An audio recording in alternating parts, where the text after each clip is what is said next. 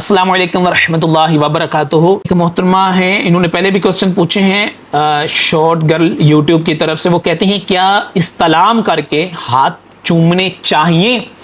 دیکھیں استلام جو ہے نا، جو حجر اسود کا، اس کے پہلے میں آپ کو یہ بتا دوں کہ استلام ہوتا کیا ہے، استلام کس سے کہتے ہیں۔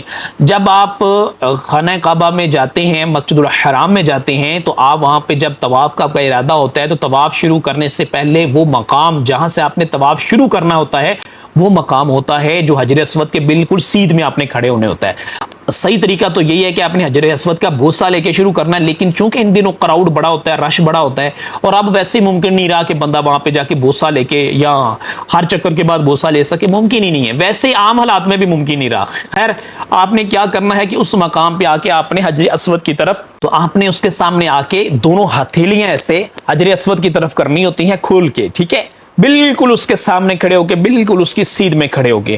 تو یہاں پہ آپ نے دعا پڑھنی ہوتی ہے، بسم اللہ اللہ اکبر والسلام علی رسول اللہ۔ تو دعا پڑھنے کے بعد پھر آپ نے یہاں سے آگے موو کرنا شروع ہوتا ہے، اور جب آپ یہاں پہنچتے ہیں اس مقام پہ آ کے دوبارہ پھر آپ نے استلام کرنا ہوتا ہے۔ تو اس طرح ایک طواف میں 7 چکر ہوتے ہیں اور 8 استلام ہوتے ہیں، ٹھیک ہے، یہ آپ نے بات ذہن میں رکھنی ہے۔ تو یہ بہن پوچھ رہی ہیں کہ کیا استلام کے بعد ہاتھ چومنے ہوں گے؟ تو ہاتھ چومنے ضروری نہیں ہے، دونوں ہاتھ آپ نے ایسے کر لیے ہیں، آپ کا استلام ہو گیا ہے، دیٹس انف۔ لیکن اگر کوئی چوم بھی رہا ہے وہاں پہ تو آپ کسی کو منع نہ کریں، وہاں پہ کسی سے لڑے جھگڑے نہیں، لاکھوں لوگ ہوتے ہیں، پوری دنیا سے آئے ہوتے ہیں، مختلف اقوام کے لوگ ہوتے ہیں، تو اس لیے آپ نے کسی کو وہاں پہ منع نہیں کرنا۔ کوئی ہاتھ چومتا بھی ہے تو کوئی بات نہیں، محبت میں چومتا ہے، وہ بیسیکلی زیوم کر رہے ہوتے ہیں، کیونکہ ہم قریب نہیں جا سکتے، کیونکہ ہم ہاتھ نہیں لگا سکے، تو ہم نے دور سے ہی مطلب سپوز کر لیا کہ جیسے ہمارا ہاتھ ٹچ ہو گیا، محبت میں، عشق میں، پیار میں وہ چومتے ہیں۔ تو بہرکیف آپ کسی کو بھی وہاں منع نہ کیجیے گا، خدا نہ خاصہ کسی کی دل آزاری وہاں پہ ہو سکتی ہے، لیکن وہاں پہ حجر اسود کا استلام کرنے کا جو آپشن ہے وہ اسی لیے ہے چونکہ رش کے مقام ہوتا ہے، رش بڑا زیادہ ہوتا ہے، تو اگر آپ وہاں پہ جا کے بوسہ نہیں بھی لے سکیں تو دور سے آپ استلام کر سکیں۔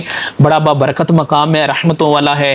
میرے پیارے آقا اللہ کے آخری نبی صلی اللہ علیہ وسلم نے اس پتھر کو بوسہ بھی دیا تھا، اور اگر اللہ آپ کو سعادت دے، یہ موقع دے کہ آپ کو یہ اس کا بوسہ لینے کا چانس ملے تو یہ بہت بڑی خوش بختی ہوگی۔ بہرکیف اگر نہیں بھی ملتا تو کوئی بات نہیں ہے، دور سے آپ نے ہاتھ کے اشاروں سے ہی استلام کر لینا ہے۔ اللہ تعالی ہم سب کو بار بار حج بیت اللہ کی سعادت نصیب فرمائے، ہم سب کو بار بار روزہ رسول صلی اللہ علیہ وسلم پہ حاضر ہو کے کثرت کے ساتھ درود و سلام پڑھنے کی بھی سعادت نصیب فرمائے، آمین یا رب العالمین۔ السلام علیکم ورحمۃ اللہ وبرکاتہ۔